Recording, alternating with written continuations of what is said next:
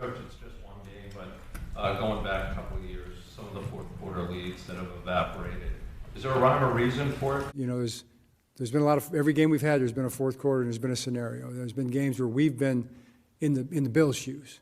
You know, there's been a new number of games where we've come back from 2 scores down and we've won. See, man, you rambling. You don't know what to do when the game gets tight. All right, your booty gets tight. You start clenching. You get nervous. You start biting your nails. You don't know what to do. Just say that, okay? Don't try to say, oh, there's times when we've been down and we've had to come back, and there's times when we've been up and then someone else has to go. Man, you're the problem. Just admit it. Your philosophy in those moments. What is your philosophy when you're up 15 in the fourth? Is it protect? Is it still be aggressive? Just what is your message to the coaches? Yeah, my philosophy always on offense is that the best way to burn the clock is to get first downs.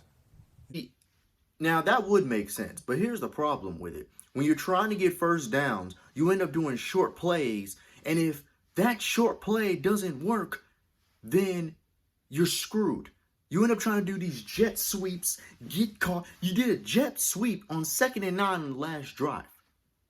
You really thought that was going to get a first down? Like these are the problem. You should be trying to get a touchdown every time you touch the field, not just a first down. But you also don't want to do it sometimes in such a way as that it takes away your momentum or your ability to actually get the first down. Oh, take away the momentum, like what you caused last game in the fourth quarter. Take away momentum. Yeah, you did that, sir. So you're critiquing yourself. Plays offensively and defensively. Do you think you guys were aggressive enough down the stretch? Offensively and defensively, generally speaking, we tried to be as aggressive as we could be.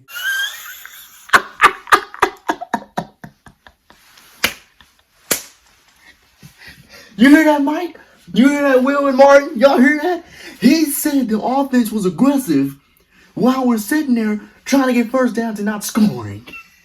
He said the defense was aggressive. Meanwhile, we only had 1 sack in the game, and we allowed guys to get open catches. Y'all hear this shit? What are you talking about? You can't dare look at this defense and say, hey, in the game, we played aggressively. Did Jair Alexander play aggressive when he was getting beat at will? Did Wiggins play aggressive? He played aggressive at times, at the wrong times, to where he got PIs. Did Roquan Smith, fat lazy ass, did he play aggressive? Van Noy, was he aggressive? Owe, was he aggressive? I don't think so. I don't know what you were watching. I don't even know if he was on that sideline, sir, because we was not aggressive on offense in that fourth quarter because of you and Todd Monken, and then the defense was soft the whole game. And you got to make the decision very quickly, and you got to say, hey, do we have a call that we really like? Do we have a call we love here? Because you got to send the punt team out, or you're going to have a delay game. Or you got to send your offense out, or you're not going to get the playoff just that fast. And, you know, Lamar was coming off the field at that point. I could see something wasn't quite right. And you got to get your punt team out there. Like Lamar cramping, okay, cool. That could have happened, right? They didn't play preseason, so, you know. But here's my thing about it, man. I'm supposed to believe Lamar Jackson, who always wants to win, always wants to go for it. He has been vocally criticized of John Harbaugh from the fact that we don't play aggressive and we get too conservative and play too safe. I'm supposed to believe that man wouldn't go back out on that field, cramping or not. I'm supposed to believe that you couldn't have any play. I understand it in the best player's hands, but you still have Derrick Henry on that field. You did a jet sweep to Zay Flowers on 2nd and 9, but you couldn't do a jet sweep to Zay Flowers on 4th and 3. You couldn't do some type of some type of play to get 3 yards with a cramping Lamar Jackson? That's an excuse. You're just throwing Lamar Jackson's cramps under the bus to then excuse why you'd still punt it when you ran the ball with Derrick Henry and did a jet sweep with Zay Flowers, where Lamar didn't factor in those plays at all except for catching the snap. I'm not shying away from putting our defense out there. I want y'all to listen to this. The defense had given up 38 points at this point, right? Before you put them back on that field, they gave up 38 points. 19 points in the fourth quarter. And you're not shy putting them back out there. When Josh Allen murdered these boys for 59 minutes at this point. This is the problem. You think Ray Lewis is on this team. That's what you think. You think Ed Reed's out there. You think Terrell Suggs, Haloti Ngata, you think they're out there. No, sir, they're not. There's only 3 studs every game. Humphrey, most games. It's Kyle Hamilton, Madam BK, and that's it. That's who you put the confidence in. You're going to put that defense out there. You're fine with putting your defense out there after they've already given up 38 points in 19 in the fourth quarter. This is a 12-plus year tenure coach, by the way. I mean, if you get stopped on 4th and 3, did you think about punting the ball and putting your defense out there and giving them a chance to win the game? I mean, that would have been the next conversation. See, that's what you're thinking about. You're thinking about the wrong stuff. Would that have been the conversation after the game? No, it wouldn't have. You know why? Because we would have understood. Because you put the ball in a 2-time MVP's hands. You put it in the best running back of this era's hands. That's what it would have been. They ain't stopped the offense all game. They had 40 points. Should have 41 if it wasn't for the kicker.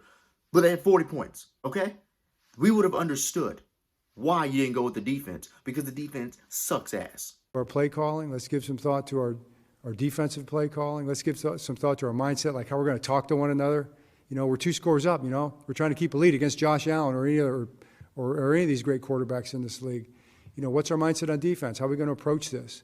Do you know who they're asking those questions to? You!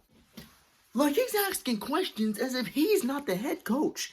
Like, he's not been the head coach of this franchise for the past 13 years. You're supposed to be a Super Bowl champion head coach. Why are you asking those questions? Do you think Andy Reid is asking other coaches, hey, what should we do on offense? Do you think Sean McVay is asking, hey, what should we do on offense? You think Kyle Shanahan does that? You think that Sirianni, that guys aren't looking up to him and be like, hey, what are we doing? Why are you asking questions and you're the head coach? I've been on this mindset for the past 3 years. I've said this after the Kansas City Chiefs game because that was horrible game planning.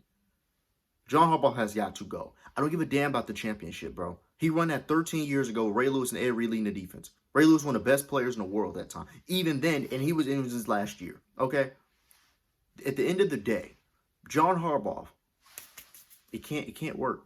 If Lamar Jackson has that scar tissue of, and Nick Wright said it best, if Lamar Jackson has scar tissue as far as getting antsy against Josh Allen and Patrick Mahomes in these games, he can't then have a coach that has scar tissue with blowing leads matched with that because it's never going to work. It's not going to mesh. There needs to be a change. Mike McDonald should have been the head coach of this team. Instead, he's in Seattle. Harbaugh should have been gone. It's the same with the Steelers need to be with Mike Tomlin. Like, dude, all right, you've been here, you got multiple championships, cool, but this whole defense and no offense, it can't work. It can't keep going, and it doesn't work. John Harbaugh is the same way. John Harbaugh is the Doc Rivers of this league. He is. He's holding on to one championship that he was so responsible for. If you look at that Super Bowl, he almost choked the lead in that Super Bowl. Very ironic to what's been happening now. Lamar Jackson, if you keep John Harbaugh, it's gonna be 6 years later if Lamar Jackson still hasn't won a championship, still ain't been to a Super Bowl, and we're gonna ask him what the hell happened. Why? Because you held on to John Harbaugh. This better be John Harbaugh's last year. And if the Cleveland Browns sit there and torch this offense like Josh Allen did, Harbaugh needs to be fired immediately, and so does Zach Orr. Yeah.